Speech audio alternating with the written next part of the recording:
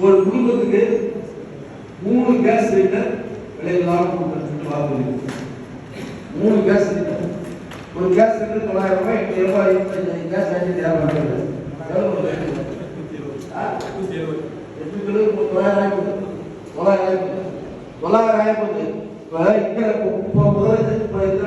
என்ன பண்ணாரு 2021 அவர் தேர்தல் வாக்குறுதி கொடுத்தார். ஒரு சிலிண்டர் வாங்கினா 100 ரூபாய் மானியம், 1 ரூபாய் கொடுக்கல.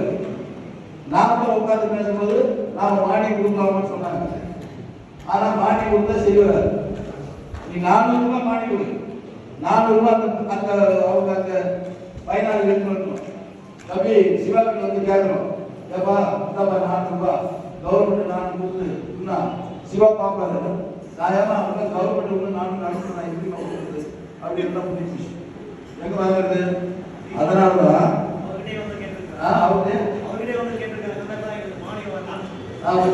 அதெல்லாம் கஷ்டம். அதனாலதான் நான் போச்சு உட்காரோம். அதனால நான் போச்சு என்ன பண்ணாரு, மானியம் எல்லாம் நீங்க உங்களுக்கு கொடுக்கறது எப்படி புரட்சி தலைவி அம்மா பைய வெறும் பையனுக்கு போய் 20 அரிசி வாங்கி சொல்றாங்க, கொடுத்தாங்கல்ல கொடுத்தாங்களா? எதுவுமே 4 கொடுத்தா போதும். அரிசி வந்து பை கொடுக்காத பை தான் போதும், வீட்டுக்கு அரிசி இருக்கும்.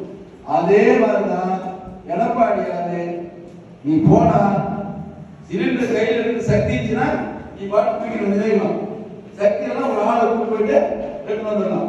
சின்ன குடும்பம் தான் 3 சிலிண்டர் ஒரு வருஷத்துக்கு செய்யும்.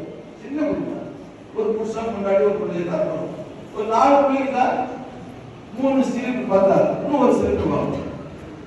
சின்ன குடும்பம் தான் வருஷம் முழுசுமே இதை பயன்படுத்திக்கலாம்.